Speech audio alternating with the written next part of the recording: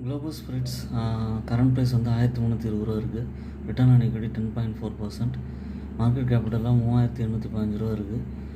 இவங்களுக்கு லிக்கர் பிஸ்னஸில் இருக்காங்க. Bulk alcohol, sanitizer across the world வந்து இவங்க வந்து சப்ளை பண்ணுறாங்க. இவங்களுக்கு கன்சிஸ்டண்ட்டாக ஆர்டர்ஸ் கிடைக்கிறதுனால ப்ரைஸும் நல்லா ஏறி இருக்குது.